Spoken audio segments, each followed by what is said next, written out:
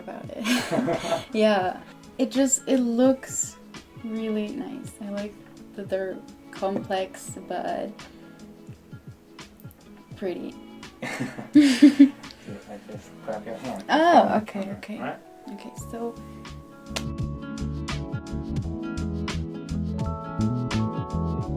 I'm from Colombia, South America. Okay, well, I have many, but one of the things that I remember a lot is this one time that I was in the bus. It's called the Transmilenio. It's the form of transport in my city. And it was just a regular day, nothing special about it, but suddenly in one of the stops, this blind guy with a violin came in and started playing songs. There's usually a lot of performers in the buses in Colombia, but I thought this was just so beautiful. Like, in the middle of the day, you wouldn't expect a guy to perform like beautiful songs with a violin in a bus, and this is actually something that really happens a lot in Colombia. So I really like that, and I remember it because that guy was just trying to maybe earn a few coins, but he made everybody's day with his performance, so that was really nice.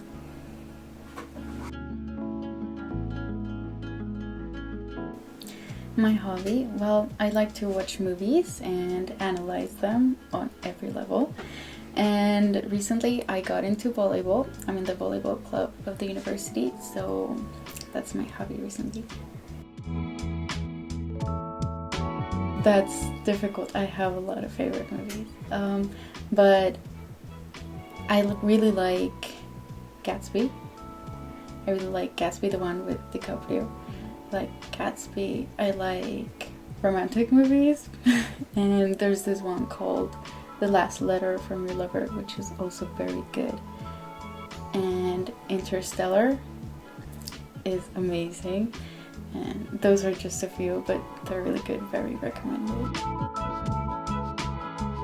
Well, I came to Japan because mainly I was very interested in the Japanese language, and I wanted to learn how to write the alphabets, all of them.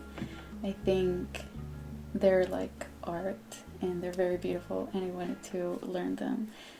Also, Japan is very different from my country, and I always wanted to experience different things and get out of like my comfort zone. So I decided to come to Japan and somehow be a bridge between our cultures.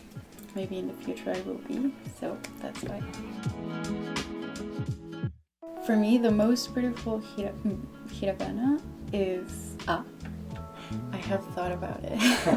Yeah, it looks really nice, and I don't know how to explain this, but when you write it, it feels like it's a flow of things, like, you write it and it looks perfect and looks beautiful, and somehow it also makes sense. I don't know how to explain it, but it just feels like it's really pretty, so I like it. So I'm in the School of Japan Studies, which is basically a little bit of everything about Japan. Everything from Japanese and linguistics and literature to Japanese history, economics, and much more. So a little bit of everything.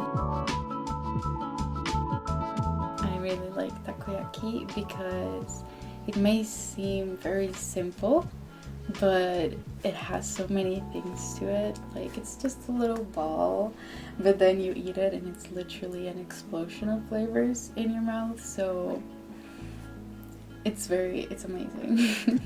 I like it a lot because of that.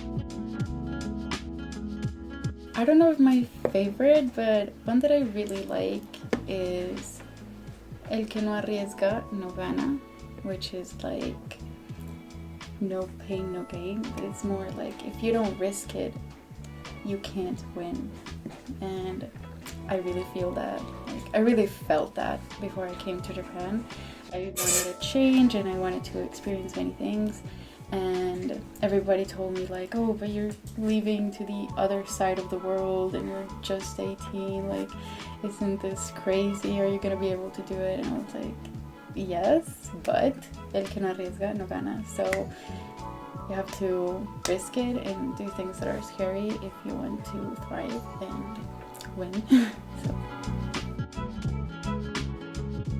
what I care about the most is that the student feels comfortable in the class.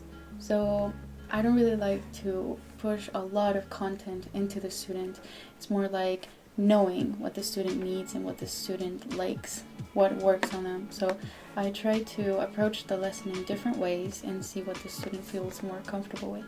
So getting them to talk, getting them to feel free in the lesson, feel free to make mistakes, feel free to say anything that they want, because the idea of the lesson is that they can say whatever they want and then they can try anything that they can, so that in the outside world, when it counts, they don't have to make these mistakes, because in the lesson I'm there for them and I can correct them, I can teach them.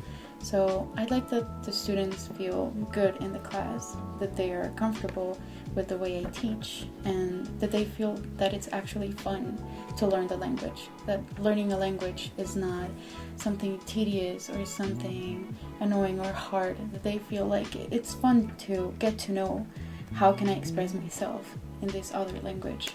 So I think that's one of the most important things, that the student feels good about it, and then we can move on to actually teaching the grammar and the rules and everything, but getting the student to talk more and get used to the sounds of the language. That could be it.